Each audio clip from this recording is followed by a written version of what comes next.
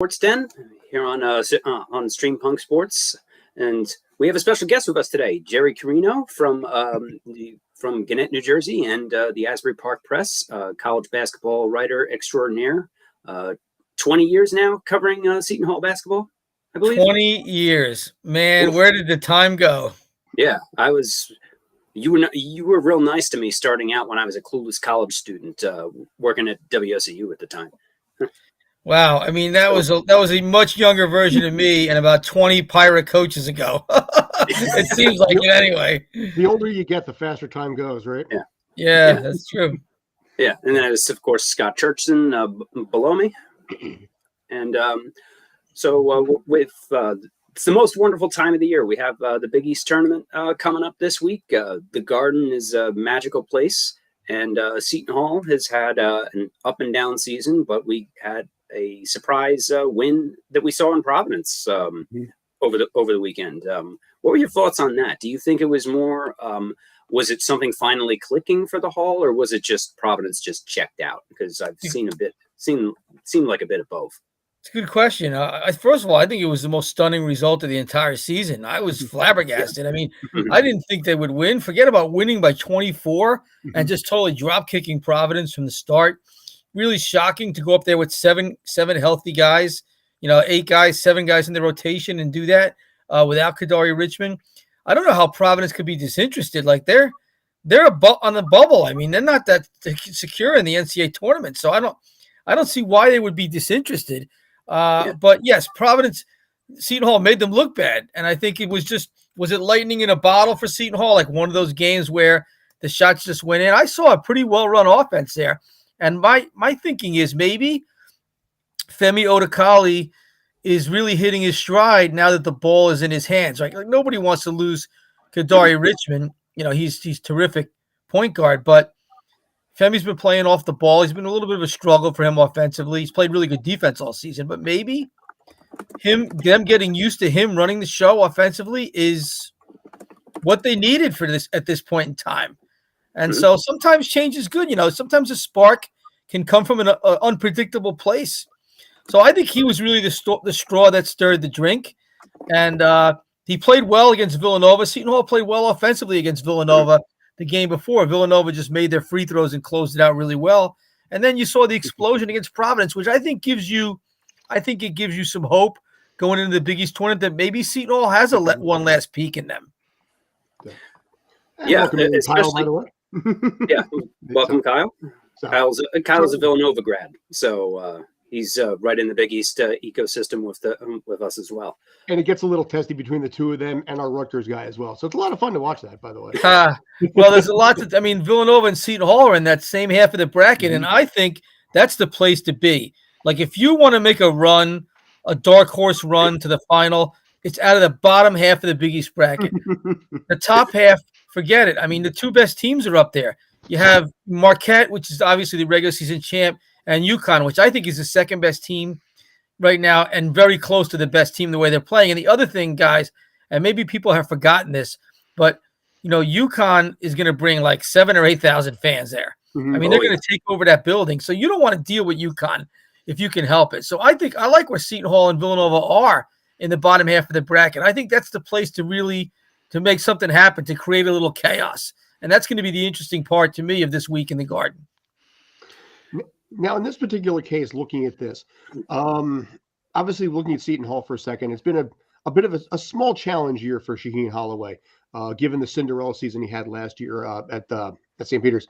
Do you think any of that with the season that they've had is going to affect the tournament itself? And where also do you see that team going in 2 to 3 years? Well, for this year, I mean, the big issue they had was they had injuries, right? I mean, Seton Hall had a guy they were counting on to play power forward and center, Alexis Yatno, who could never wound up playing. Dre Davis missed, about 6 total weeks? The sixth man with an ankle injury.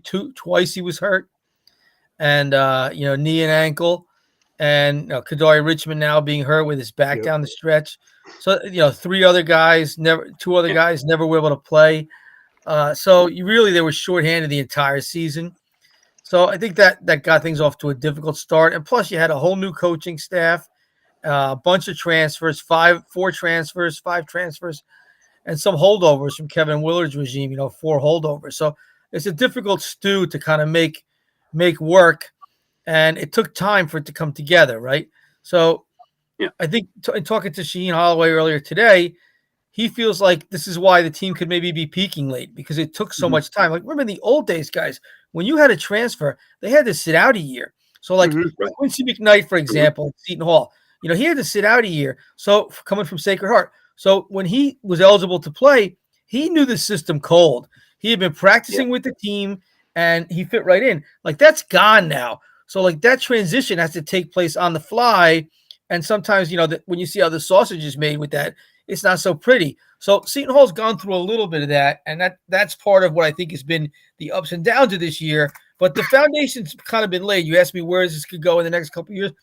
You've seen, I think, the foundation laid, the culture laid of a team that's going to defend, going to play hard. And the next step is, can they play consistently, and can they play unselfishly on offense? And maybe they need to add another piece or two. But it's very clear that Seton Hall is going to be a handful as far as effort, attitude, defense in the years to come. Yeah, and with the free transfers and the name, image, and likeness payments now being on the table, you can both tear apart and rebuild a roster pretty quickly. It works both ways. Both in it's almost like a revolving door. So, who do you think is a dark horse to win the Big East tournament, and who do you think actually would win? Well, I like Villanova as a dark horse because the way they're playing so well. Notwithstanding a loss to UConn, they played really, really well. And so in the preseason, we all thought Villanova was going to be really good, even though acknowledging the coaching change was going to make a big difference. Of course, you lose a Hall of Fame coach. Jay Wright's probably worth 10 points a game, 5 with his coaching and 5 with the refs. Okay. Yes. Only man to ever have a technical rescinded in a Big East game. Yep. That's a fact. I remember that. I had to pick my jaw up off the floor after that. But anyway, but then, Villanova had all these major obstacles. You talk about injuries with Justin Moore and Cam Whitmore. Like, now it's coming together. I like the way they're playing. I like the star power they have. Justin Moore's played in so many big games. So I think Villanova could be a real sleeper here. And to me, I kind of foresee a Seton Hall Villanova semifinal. I think it's very possible they could meet for a third time. That would be awesome. And the 2 games they played, the first game was awfully ugly, but they were both really close. 2 4-point Villanova wins. They have a history of playing these great close games, especially in the Big East tournament. So I just have a feeling we might see that on Friday night. And guys, you've been there. There is no better stage. There's no better environment than the Friday of the Big East tournament, the doubleheader late night in Madison Square Garden in Manhattan, in the greatest city in the world. That's like the event. To me, it's better than the final. To me, in some ways, it's better than the NCAA tournament in some, East Jabib type place. This is like what it's about, in the big city. And so if that happens, it'll be a huge moment. And I think a really good for the Big East, too, to have 2 legacy programs duking it out there with a full Garden with their fans.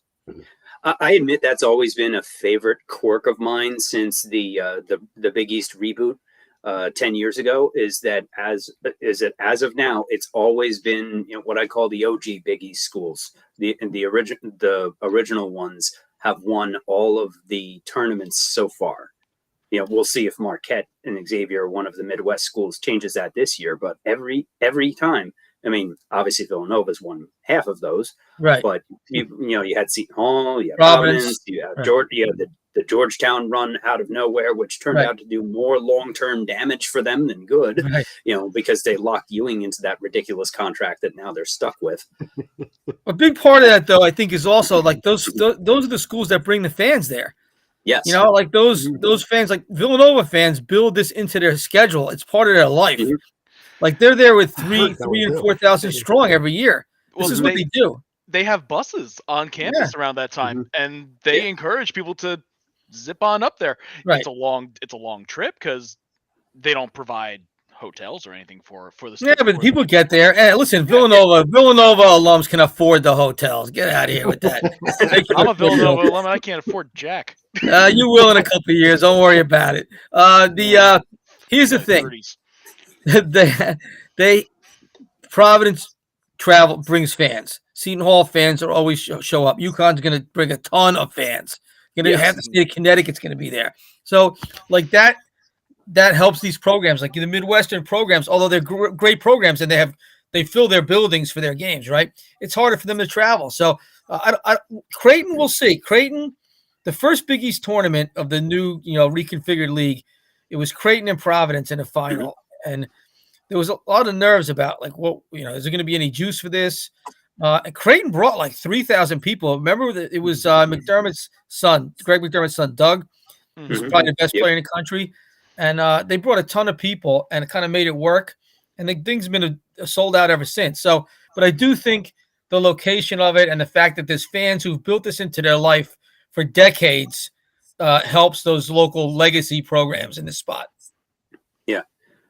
So with getting back to Seton Hall, did Shaheen give you an update on Kadari Richmond? I'm sorry, I couldn't even get that whole question out without a straight face. Ask me the nuclear codes instead, and maybe I'll get that to you. Who knows? I mean, the thing is, even if you get an update, sometimes you get an update and then it's not really the update. So we've done this. Talk to Tony is the usual Coaches update. don't want to tip that hand at all. So. Yeah, and I understand that. Listen, you're gonna. The one thing coach is gonna lie to you about injuries. Willard, Peichel, they all do it, and it's part of the deal. Like you just kind of after a while, you just kind of blow it off. So we'll see who's warming up, an hour before tip, and then we'll know what's really going on. Mm-hmm. Now, also with now we have Rutgers in the Big Ten, and they're trending down hard. They really haven't been the same since Mawad Mag got hurt about a month ago. And in what I think was a fitting metaphor for the latter part of their season, where a speaker caught fire in the rack during the game against Northwestern yesterday, so they had to delay the game to put the fire out. Yeah, there was smoke everywhere, billowing in the upper reaches of the rafters, and you could smell it. It smelled. It wasn't a barbecue smell either. It smelled like something burning, like metal burning, wires burning, and so yeah, that was I guess it was. Rutgers is they do kind of seem to be out of gas. I think the minutes that the starters have taken on, there's not much depth there, and the minutes they've taken on since Mag got hurt, it's been tough for these guys, and they're pretty banged up. Caleb McConnell with his back, Paul Mulcahy with his shoulder. So it's unfortunate because, go back a month and Rutgers was really rolling and looking like a team that could maybe make a run at the second weekend in March. And things have kind of gone sideways. But that's why I just don't get into these predictive metrics and whatnot, because they don't account for the human aspect of the game and like the bends and turns in the road and the toll it can take on these guys' bodies sometimes. So yeah, it's been a tough break for Rutgers. They have to beat Michigan on Thursday in their Big Ten opener, an 8-9 game, and then they'll have a chance to get in the field. Michigan did beat them pretty soundly 2 weeks ago and seems to match up well against them. So Rutgers really has to sort of get a jump start here, and that's why I was advocating in my column for the freshman Derek Simpson to have a bigger role, because I think he's the only guy in the program right now with somewhat fresh legs, and that's really needed for them at this point. You could almost say the same thing for Jaquan Sanders for Seton Hall. Since he hasn't really played much, but he had he had some brief flashes, but I guess the defense isn't what Coach Holloway wants it to be. Right, and they don't need him quite as badly as Rutgers needs Simpson. Like Rutgers has basically six guys right now, and Seton Hall has 7 or 8. So, but yeah, fresh legs do matter this time of year. But Simpson is more farther along than Jaquan Sanders. Yeah.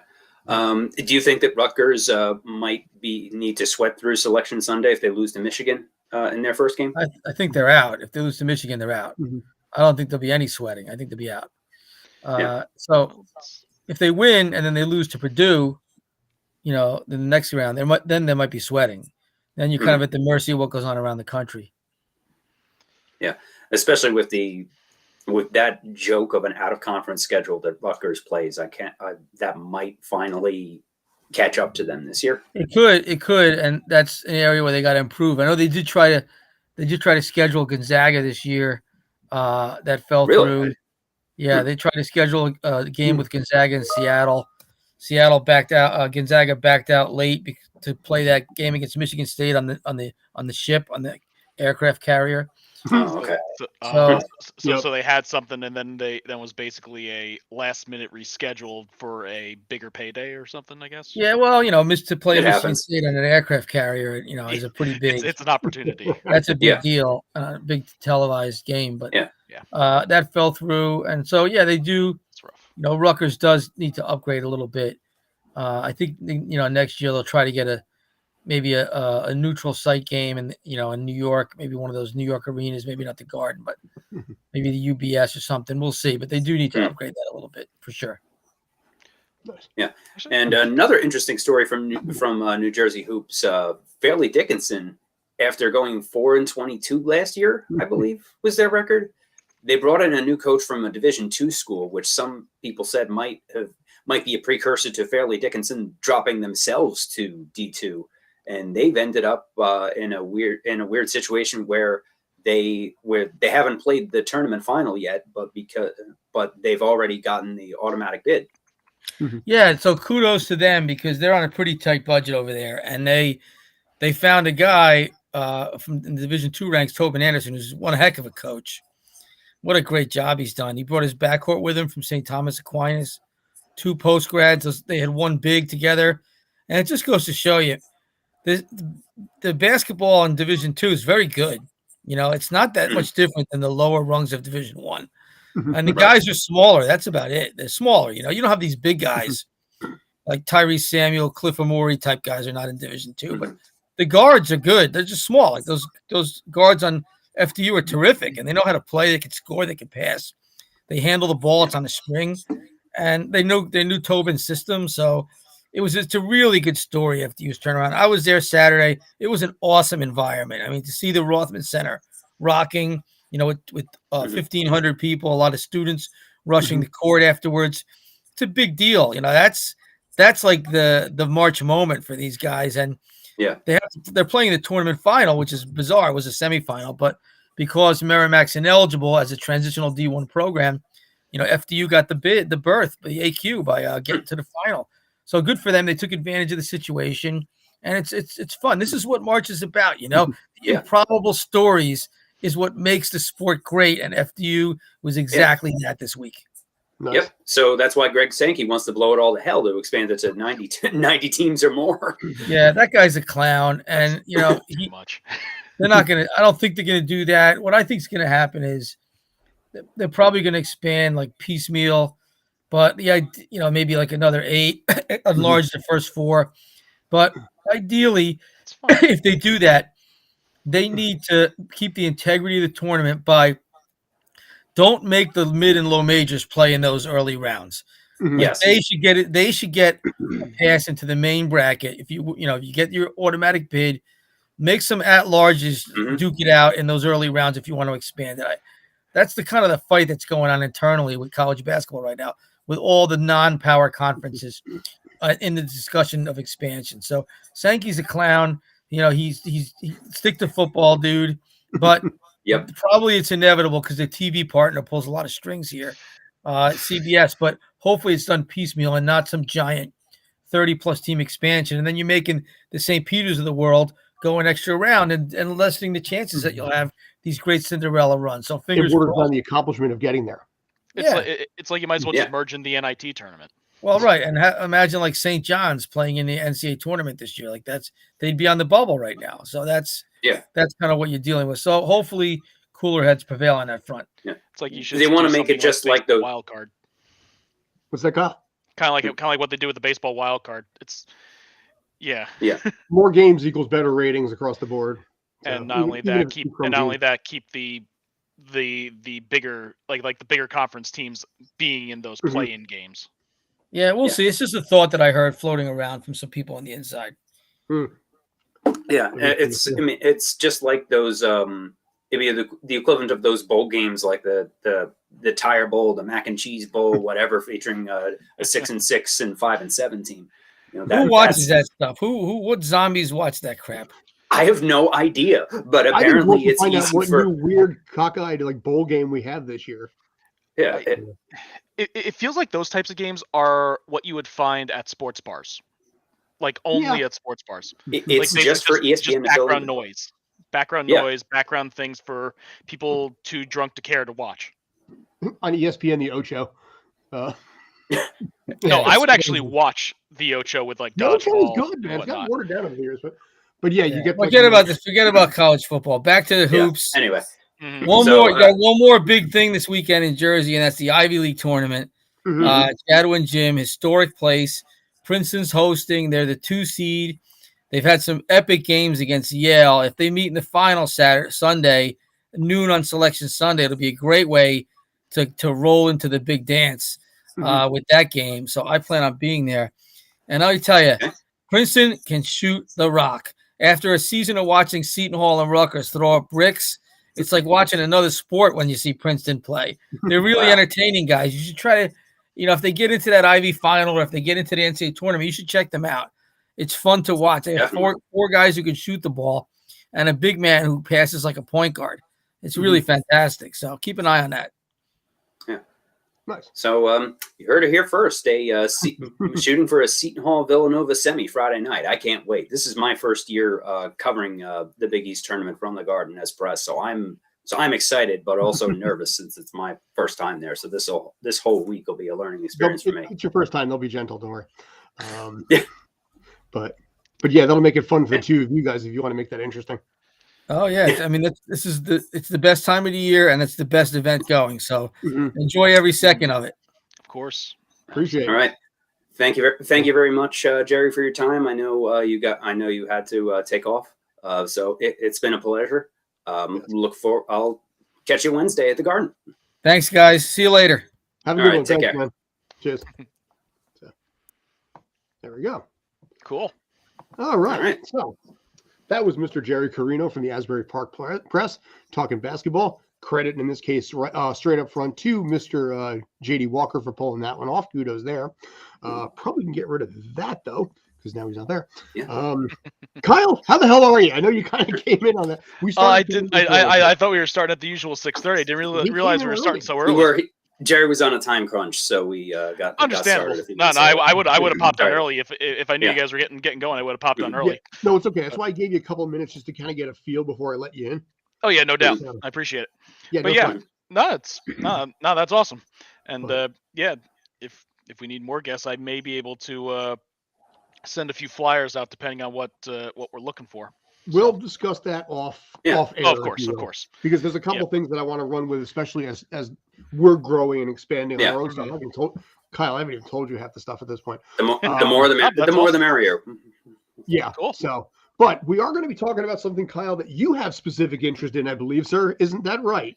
That is correct. The World Baseball Classic is starting this week. So we're going to start this week. I'm going to switch that over to that. There we go. Yeah, no, I've been excited for this for a while now. Like I love the World Baseball Classic.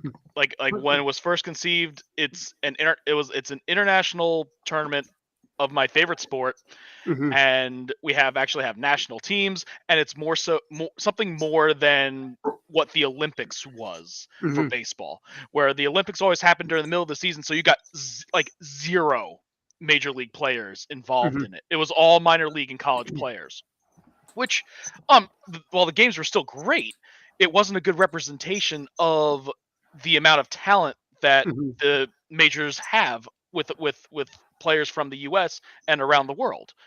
And this is probably the best idea that baseball has come up with in the past half century. Yes, I would agree with you on that one. Yeah, so as we can see, it's basically a mix of four pools, and I believe the top 2 teams from each make it into the quarterfinals. So kind of like a mini World Cup. Yeah, kind of. Except it's just rather than saying like a group stage of 11 billion teams, you only get a group stage of around 20, which Yeah, is right. fine. It's Yeah. it's fine given how the sport isn't as as like, well, it's worldly known. It's just not worldly played as, Mhm. say, like soccer. So, Yeah.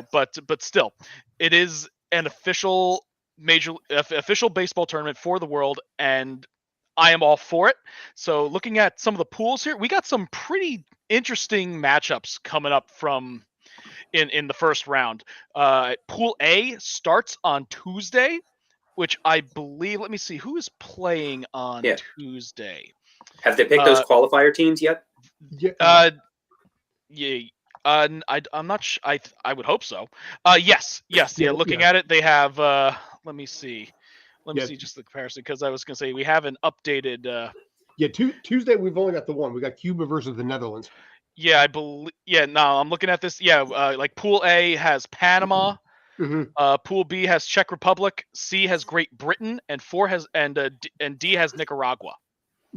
So yeah, no, they got a lot of great teams, a lot of awesome play-ins. So now I'm looking forward to that. Yeah, like looking at the updated site on the World Baseball Classic on MLB. But Hmm. yeah, in Pool A, Cuba. This is also the first time that Cuba has allowed expatriates Hmm. back on the team.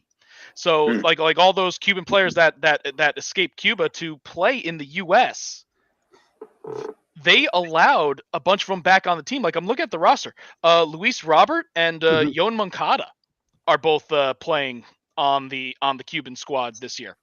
Yasiel So, Puig, is he still playing or? he's not on the roster. Like I'm looking at the roster, Mhm. and no, Puig is not on the roster. Neither is Chapman. But honestly, I think No that's Chapman either. Okay. there's probably something behind. Like it really is just a matter of like who's willing to play Hmm. back They're on the also team. they're also on the older side as far as players Yes, go. that So too. that's probably a Yes, factor as and well. there have been a lot of players that have had some difficulty either staying on the rosters or getting insurance or whatnot that have prevented them from being on their respective teams. Even So visa issues, depending. yeah. So but Pool Mhm. A, like this is actually a stronger group than I think people realize. Hmm. Cuba, the Netherlands has always put up a good team. So is Taipei, and Panama has always been a surprisingly good team. And I'm looking at the roster for Italy right now. That's actually not a bad squad either. Isn't Mike Piazza coaching that Italy Yes, I was team? he gonna say is. Yeah, Mike. Yeah, he Mike played Piazza is. Yeah, Mike Piazza is the coach. after he retired from MLB. He immediately did the World Baseball Classic, playing for Hmm. Team Italy back then. Absolutely. Yep. Yeah. He was a former player. I think I don't think he played. I think he was actually one of the coaches in the previous Hmm. WBC. Yeah. I I think he don't. may have played in the first one in 2006. Yeah. I think Yes. is Yeah. what Yeah. Scott He was played. referring No. He played in the first two. to.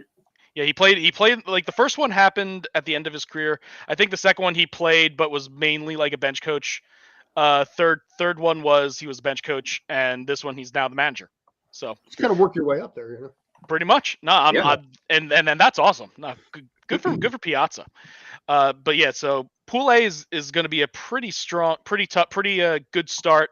Pool B has your perennial contender in Japan, but Korea. You have Japan and Korea who have very solid, established Hmm. professional systems, Mhm. and And good Australia, pitching, really China, good and Czech hitting. Republic. Those three teams. Well, I don't think any of them are going to make it out of Pool B when compared to Japan and Korea. They could certainly pull off an upset. Hmm. Australia has always pulled some interesting major leaguers each year. So let's see. Who do they got? Well, Dave Oh, Nelson is the manager. Their yep. pitching coach or bullpen coach is Graham Lloyd, who had a long career in Hmm. baseball. You know, Yep. won a couple World Series with the Yankees. Also played with Nelson back in the early '90s. Yep. Yeah. No, So, absolutely. And looking at the roster, all their major league players are all essentially minor leaguers. mhm. Like all the players in major league systems are minor leaguers, but they actually also have a professional baseball circuit going on. So Now, in this they case, got a lot of hometown talent Now, in your case, here's just my question for you. In this case, obviously they're going to be playing in Japan for this, which is going to give a massive, massive home field advantage Oh, because absolutely. the Japanese fan base is obscene. They're I mean, amazing. for smaller, teams like Australia, China, and Czech Republic, getting past this round, I think in a lot of ways would be constituting a win for that franchise and that country as well. Oh, absolutely. No, No, it'll be yeah, huge. But I yeah, the two front runners is Japan and Korea. So yeah. both But of them. again, like you said, an upset Yeah. can happen. You An upset could happen, it is and look toward it's a short and series, so yes. one starting pitcher that gets blown out in the second inning can literally change the entire dynamic of the entire bracket. Yeah. Granted, they have like Japan also. Yeah, Japan has Yu Darvish, Shohei Otani, Yoshida from the Red Sox, and or who's now on the Red Sox, and Lars Nootbaar from the St. Louis Cardinals. His mother on his mother's side, kind of like how they do it, where they allow major leaguers to join whichever national team, as long as they have like a parent who's from there, and his mom's from Japan. That's how Piazza ended up with the Italian team. Yep, not absolutely. Rob Refsnyder with Korea that way, I think, isn't he? And no, not Refsnyder, Tommy Edman. Okay. And I guess Didi is from Curacao, which I think is a Dutch colony. Yep. So he's playing for the Netherlands. Yep, and that's why Didi Gregorius is on the Netherlands. And then you got Sir Didi. Then Pool C, you have like U.S., Mexico, Colombia, Canada, and Great Britain. Canada has always put up a good team. I don't think I've ever seen Great Britain play, but I believe their entire roster are just essentially a bunch of U.S. players.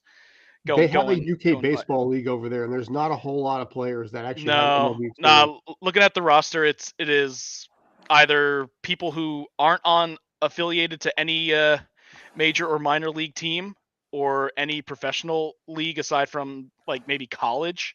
Well, even then, that's not even a professional league. That's just But it's let me just see if there's any interesting names on here. Oh, we got a couple. We got a player from the New Jersey Jackals, Justin Wiley. Okay. Yeah, Justin Wiley from the New Jersey Jackals. Unaffiliated minor league. Because of the fact it's Great Britain and not United Kingdom, we're the UK as across the board. Yes. They would have a greater range that maybe they could. Maybe WBC wouldn't allow that. I think no. I think it was allowed, but I don't think there were any other teams that made it far enough. I'm not sure. I don't think Scotland had the only one of the United Kingdom that probably could reasonably field a team would be Scotland. But so is Scotland not included in the Great Britain team? I keep forgetting, what I keep forgetting what constitutes as Great Britain versus what is the United Kingdom. I know Great Britain doesn't include Northern Ireland, but I forget. Actually, no. Ireland and England itself, but not anything, and not any of the countries that are separated by water. So not Wales and not Scotland in this case. That's all UK. Wales isn't separated by water either.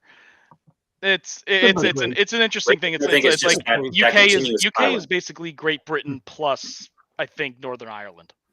All right.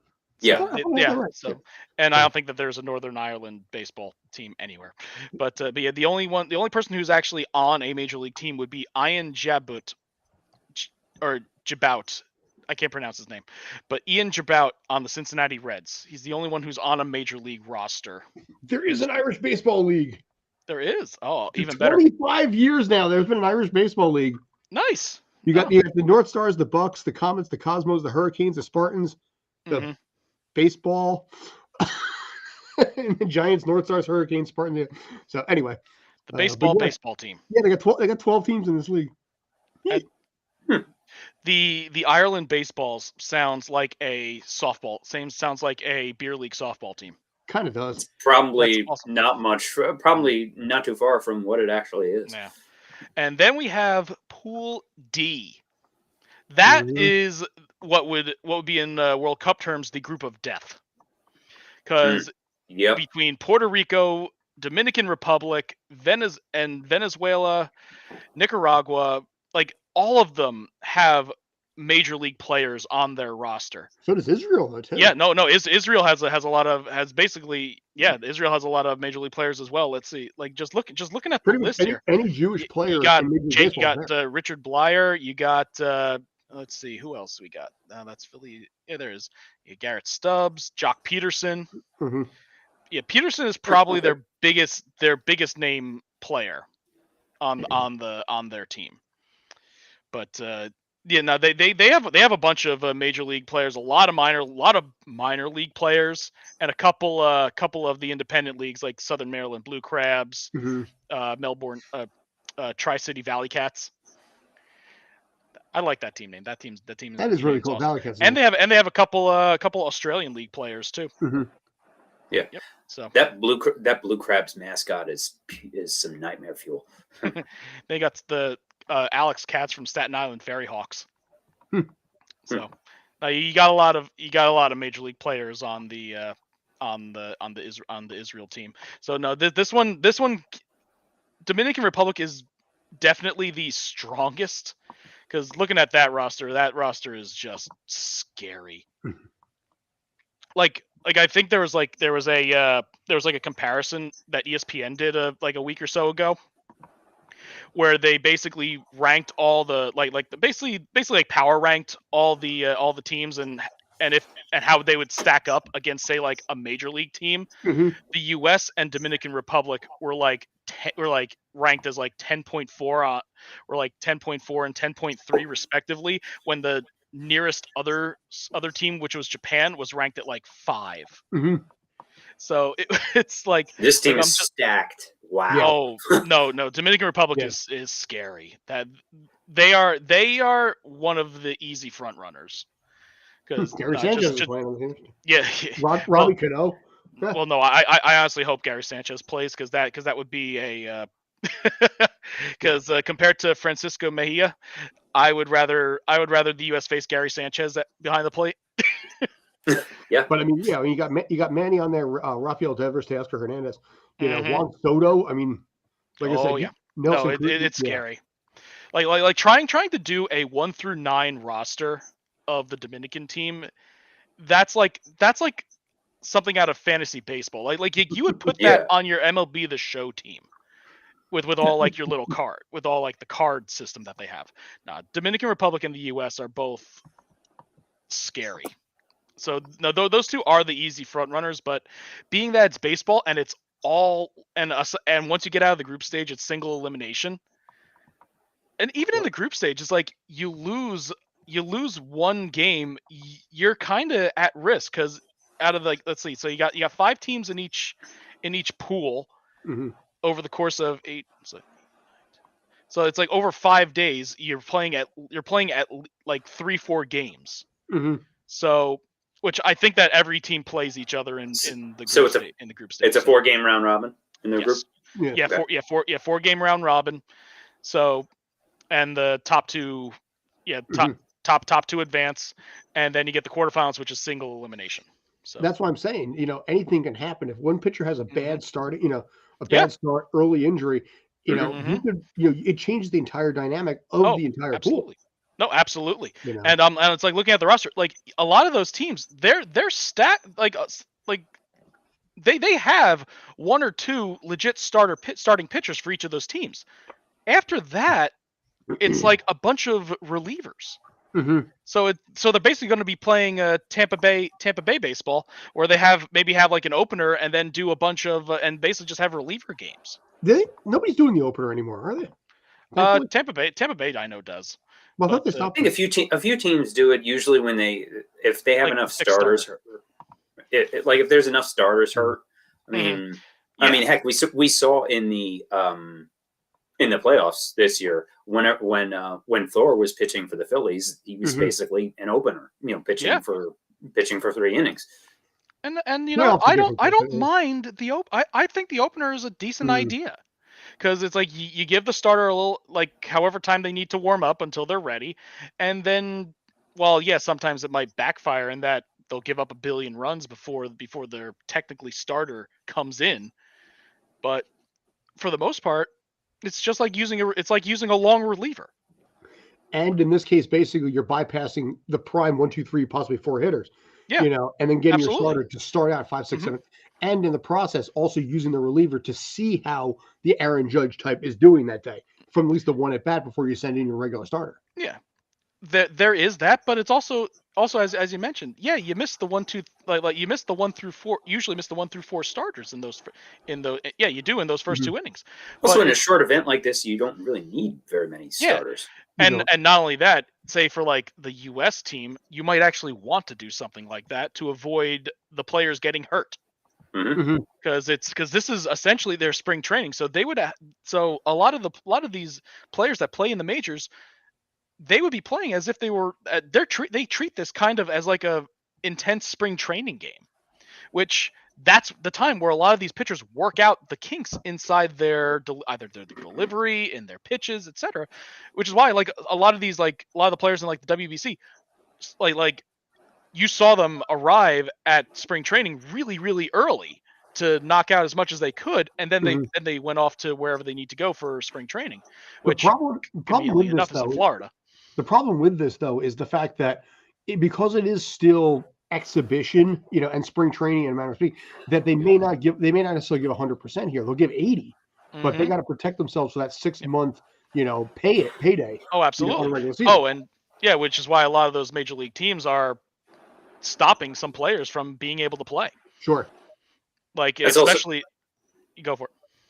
I was just going to say, looking at this roster, there's a lot of older players on here where they're not. I don't think like is Adam Wainwright even playing anymore? I think he Yes, retired. yeah. Right? This is his last season. Okay, because Yeah. yeah, but there's a lot of players on here that are there's some older players on here where they're not really big contributors anymore on their teams. That I'm seeing here. Yeah, Well, Daniel I'm looking at the roster. It's like they would have had Clayton Kershaw, who would have been a Mhm. fantastic addition, but he couldn't get the insurance because of his age and his contract. I don't know Because if he the was that insurance old. wouldn't let him, which is unfortunate. And of course, if his team, while they may have given him the green light to go, I doubt they would be lifting too many fingers to help rectify the situation. It's like, Mhm. oh, you can't get insurance. Oh no. Oh dear. Oh, NBA players. Well, oh What no. a shame that is. Yes. Yeah, Oh, that's kind of how NBA gosh teams darn. treat the Olympics too, for the same reason. Yeah. Yep. Where Exactly. they don't So, say no, gosh you darn. can't go since it's in the off season, but they're not. But they don't exactly encourage it either, Mhm. or discourage it. Yeah. And it's unfortunate because it's like while the lineup is really solid, the weakness of the U.S. is their pitching, Mhm. because losing out on Kershaw is a Yeah. big hit, and they also don't have their star that they had last year, Mhm. or the last time Yeah. that they went through. It's what's his name? Stroman, 2017. Yeah. Marcus Stroman. He's playing in the WBC but for a different team. Is he? Which team is he playing for? Stroman. STRW. Yeah, looking at the pitchers on this U.S. roster, there's aside from Wainwright, are there any other starters on here? What's that? Kyle Freeman. No, Mhm. Stroman is playing for Puerto Rico. Okay. Yeah, Stroman is playing for Puerto Rico. But in terms of the United States, they have starters. They have Wainwright. They have Lance Lynn. They have Freeman, or Freeland. They also Graveman is a reliever, I believe, right? Yeah. They also have Miles Mikolas. Mhm. So they have a decent set of starters, but if you're ranking like say these are the A starters, these are like the A ranked starters of the majors, none of these guys would be considered that. Like they're definitely solid, like 2 to 4 Mhm. lineup or 2 to 4 rotation guys, but they don't have a the only one can be arguably an ace would be either Wainwright or Mikolas, Now, Yeah. if you look, with how well he played last year. if you look at Pool C in this case, you got Mexico, you got Colombia, and even Mhm. to a degree Canada. The odds of the U.S. getting, it's not a lock for them to actually be able to move on past that first round. The U.S. is definitely the front runner for Group C, but the second spot is certainly up in the air. I think like right now the money is on either Mexico or Canada, given how many major leaguers they have on their roster. But looking at this list, you definitely can't count out Colombia because they got a bunch of major That's what leaguers I'm too. saying. It's not Colombia as is much of a- usually a hotbed for major league talent too. It's Yeah. not, Yeah, it's not like a they're complete in. lock the U.S. is going to move on.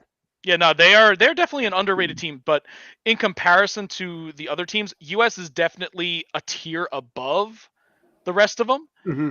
But that second spot can be pretty much anyone's game, and who knows, maybe even Great Britain might get a fire under their butts and steal it and steal it from them, because it's a lot of minor league players, and a lot of those players use this as say like maybe as like a launching point to get themselves noticed. This is national television.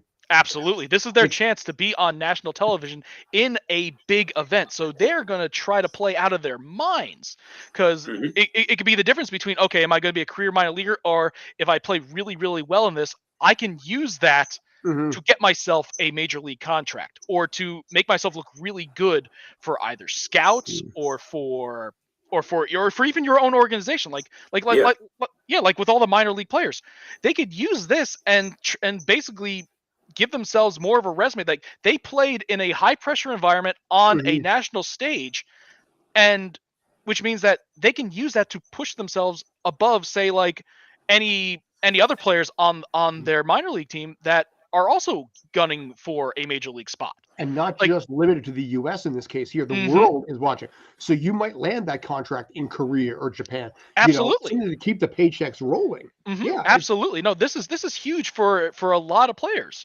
And I hope it's going to be a really good WBC. Mm-hmm. No, Been 6 years since the last one. Yeah, well, yeah. It's I believe, wasn't it like it was like it was every 4 years, and then COVID hit, and then they postponed it. Yeah. This was supposed to happen in either 2020 or 2021. Yeah, it was 2017 was the last one. Yeah, so 2021, and then both the lockout happened, and COVID was still going on strong. So they actually postponed it like back in 2020. Like back in 2020, they said, okay, yeah, no, we're not having this in 2021. We'll see. We'll basically reassess in 2021 and 2, and then they eventually decide, okay, yeah, things are calming down a little bit. Lockout's done. We're having this in 2023.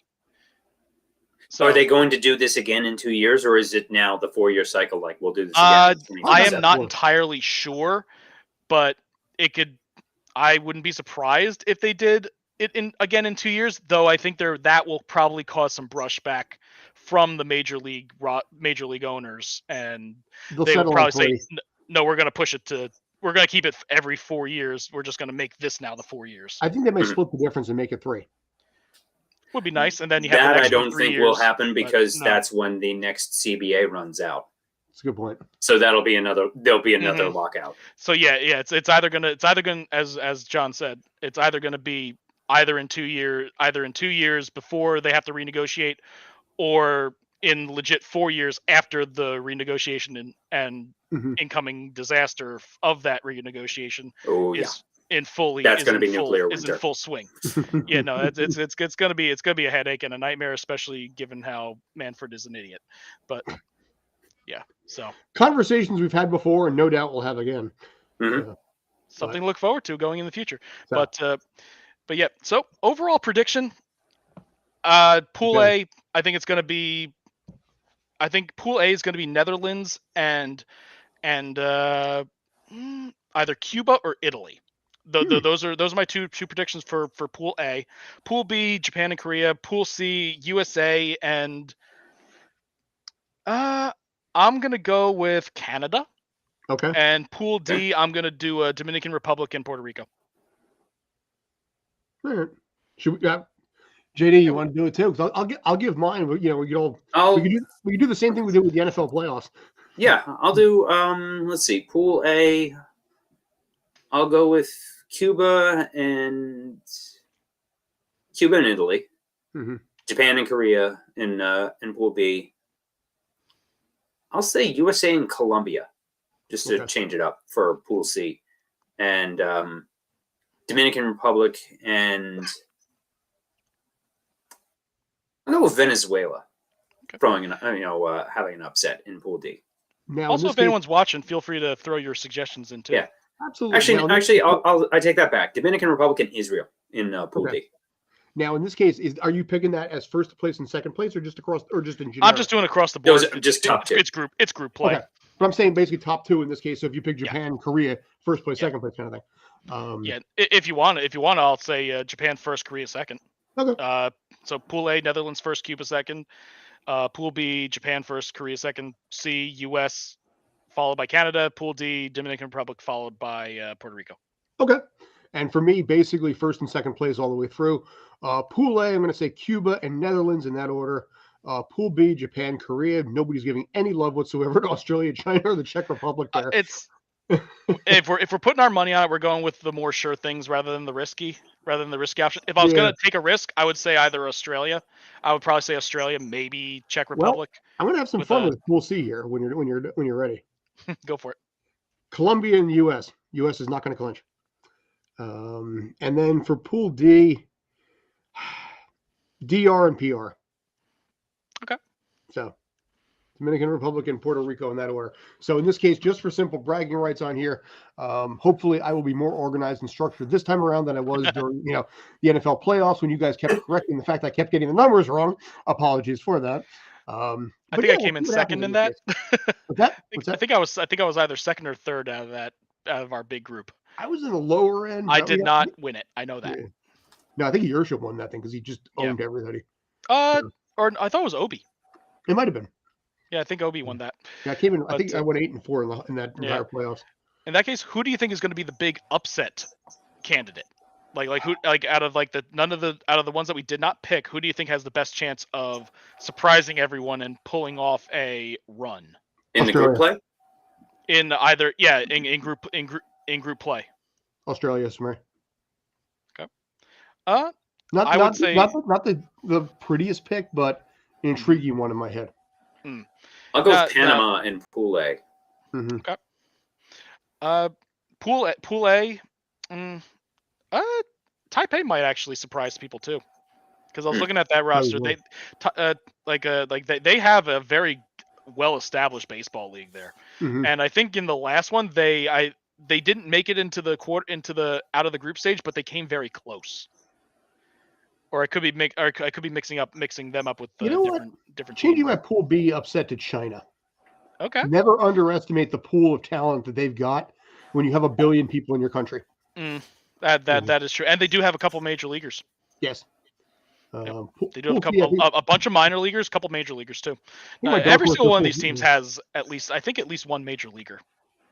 But yeah, no, it's in terms of upset candidate, out of the ones I did not pick, probably Colombia. Yeah, but overall, Pool A, I'd say Taipei. Pool B, Australia. Pool C, Colombia, and Pool D, Israel. Let's see. What did I have in my case? Chinese Taipei. China, just why not? Canada is going to be my C surprise pick, and then D, Venezuela. I think has to be. Okay. We got it's overall. I think we're going to have some. I think there's going to be some really, really good matches, especially with involving the Japan team, just from the fan base. Same thing with the Dominican Republic, just because of the fan base. Oh boy, yeah. Those two have absurd celebratory fan bases. Oh yeah, it's like watching college basketball or like soccer over there. Wasn't there a whole big thing? I forget which WBC it was, where there was like the how the Angels had the rally monkey when they won the World Series, where there was like a magic plátano, when they just had this giant banana that was and everybody got giant into plantain or something like that. Yeah, it was a plantain banana something, and just everybody some kind of a fruit that has a euphemism attached to it. Right. Yeah. The players and the fans all were going nuts with plátanos. Let's see. There's also, I think there was also one thing that showed all the uniforms too. Like some of the uniform designs are actually kind of interesting too. Like I was looking at UniWatch the other day, and it's like I love like interesting uniform designs. Hmm. Like like out of the list that they have, Italy has a really good one, and so does Puerto Rico. Okay. Yep. So yeah, if you ever want to look at some of the team uniform designs, definitely check those out. Yeah, yeah. Well, here's something I just pulled from a thumbnail, so you got a couple of ideas here anyway. So. Those are I think those are concepts, not the. Oh, is that the actual thing? Nah, Yeah. it's like I'm actually on the on their website. Oh, wait, here we go. Yeah. The concepts are great. Like I love That's like 2017. Spain God, I can't find it. Easy. Screw it. I'm done. Yeah. we could discuss this next time. Yes. So We'll come back next week with our favorite uniform there. designs. Have that instead. Perfect. Perfect. Lakewood. That's the blue crab. That's the Southern Maryland blue crab. Southern Maryland blue crabs. Night and air fuel. I almost mixed it up with the Lakewood blue claws. Yeah, we got to talk. I got the Jersey Shore blue claws. They've rebranded as now. They don't want to be associated with Lakewood. No, because you want to be associated with Jersey. Yeah, Jersey. The Jersey Shore blue claws. Yes, New Jersey. We're better than you think we are. Honest. So figure we got a couple minutes left. Talk a little bit of NFL right now. Big news came out that Derek Carr is heading south. He is saying sorry to the Jets, and he's getting the Saints. Decent deal there. Yeah, well, yeah. Well, sorry, and he wipes away with his tears with exactly. He dabs his I was going to say also at the same time, Geno Smith has a 3-year, I believe, $102 million deal. He's just signed with the Seahawks to stay up there. So good for him. That's a big chunk of change for 1 year. That's scary to me. I mean, I get it. Mainly because Geno fits Pete Carroll's system. Mm-hmm. So I understand wanting to. I don't know what the guarantees and all are. I'd imagine it's front loaded, so they could probably bail after two pretty easily if it goes south, that quickly. But 3 years for Geno, although that definitely raises the price for some of the other mid-tier ones. Like we were talking in our group chat before about how maybe the Jets can get Garoppolo for 15 to 20 now that the ship has sailed on Carr. Yeah, I think we're looking at 20. We're definitely looking at 20 now. For 2025, probably more now. No way on this earth that Daniel Jones is worth the $45 million he's asking for. If Carr's getting $37.5 million a year, I just did a write up on that. Yeah, Patrick. He's asking for, and you can ask for anything you want, but if he gets his $45 million a year contract, that puts him on par with Patrick Mahomes, right at the same amount, because Patrick's getting 45, which sadly enough is only like the 5th highest payroll in the NFL for quarterbacks last year. I got a hint at the Chiefs. When they gave Mahomes that long-term extension, the money seemed crazy at the time, but for now they have him locked up at a discount. For a decade, they've got him. Yeah, right. Like I thought committing to a quarter at the time. I thought that committing to a quarterback for a decade was insane, but it's already paying off for them. I mean, obviously they have a second Super Bowl, but now they have arguably the best quarterback in the league for way below market rate. That's great for them. And they don't. And the Jets are going to go out and pay somebody. I'm upset about losing Carr because I thought that was a no-brainer that the Jets just screwed the pooch on like the Jets normally do. As I've been saying for months, Woody always goes rogue. They probably didn't really make too much of an offer for him. It's like they probably threw a token offer at him just to see if he was interested, and they probably didn't take it seriously because for some reason they still seem to have their mind set on old Zachy boy. I don't think it's even. I don't think it's that. I think that I think that Woody is looking at Rodgers, which I've gone on long rants on the show before about how I think that is You an and Brandon absolutely are on terrible different sides of idea. that fence. Can't wait for Aaron Rodgers to have some fun with the New York sports media. That's why I don't even understand why Rodgers would even want to come to the Jets. You would think that they would have learned from Brett Favre. Right. That's Nope. Yeah, I mean, he spent his entire career trying to get out of the shadow of Brett Favre. Does he really want to do And now literally he's the same thing that Favre did? It doesn't make sense to me. Or he's very simply using it as a bargaining tool to get a contract with a different team, a better team. Carolina, And then- easier and division then, to play in. He doesn't have to deal with Josh Allen. It's honestly, if Tampa Rodgers Bay. doesn't stay in Green Bay, Carolina is the best fit. He'll go from Green Bay to Tampa Bay. That there's bounce between bays there, but yeah, Tampa doesn't have a cap space. Tampa's cap is Yeah. absolutely full Yeah. bar now Unless- because now unless they they absorb already the entire restructured. Brady contract. Well, it's funny because I actually thought Brady the NFC retired. South Doesn't is that, such like, a winnable nullify it? division. What's that? They're still on the hook for a percentage of the dead cap hit. I don't know the numbers, but they Even though basically he what retired? the hit that would have been spread out over several years.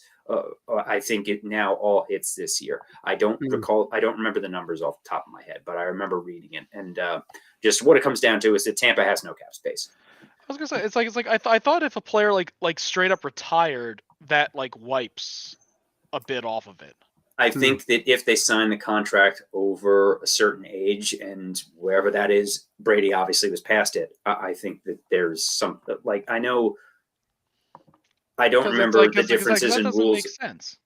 Yeah, because like I know the NHL has like over 35 contracts, and they're subject to different cap rules. The NBA has certain ones where they can only sign for I think 2 or 3 years at a time. That's why LeBron only signed a 2-year extension with the Lakers. There is something similar in the NFL, I think, regarding cap hits, but I don't recall the rules off the top of my head. Yeah, right Like, now. it's Yeah, go ahead. Unless like the contract is they have like a bunch of money that's deferred. Which I think they Over did time. was because that was the only way that Tampa could fit Brady under their cap the past few years. I was just in that case, yeah, I could definitely. In that case, I think that guy I could see that hitting their cap. But Yeah. Okay. But yeah, if you look at it right down at the bottom here, the Bucks have negative 57 million going into next year's, so they're going to have to just dump people, players left and right. They have no choice but to go with Blaine Gabbert now. They're going boy. to blow up the team. But you know what though? Tampa is still happy. They are still going to revere Tom Brady and what they gave him that 1 year. Yeah, he came in. He came in and turned them into a playoff team. Yes. They sold their souls for the Super Bowl and they got it. And the Rams did the same thing. So that's why they have no first round picks for like the next 10 years or something crazy. But, in this case right here, this one is a nice little number right there. Because, Mm-hmm. Not if Jones takes it all up by himself. the fact the Giants basically all that stuff went off. Galladay's out. That team has $46 million, available in cap space, which gives Sheen a lot of flexibility going into the season. I don't know, 45 million. I can see them maybe. Here's the thing: I can see them maybe franchise tagging Jones for 32, and then giving him the option to basically start looking somewhere else. 32.7, I think was the actual number, but I can see that. But 45, dude. They can get it for the 32. Well, also here's the thing about the non-exclusive franchise tag at the 32 million is that if Jones can keep negotiating with other teams, but I don't think there's actually been a single time that a team has signed somebody else's non-exclusive franchise tag player because they'll need to give if the Giants tag Jones at that 32 million and then he signs a contract with another team, that team that signs him would then have to give the Giants 2 first-round picks. No team will do that. So tag him at the lower number. You don't need to worry about somebody else poaching him. And if somebody else wants to do that and give up the 2 first-round picks to do it, good luck. Hey, good luck to them. I don't think that's ever actually happened in NFL history since they've been using the franchise tag system. And of course, if the Giants opt to go that direction, Saquon Barkley suddenly becomes an issue there too. because you could No, he's not.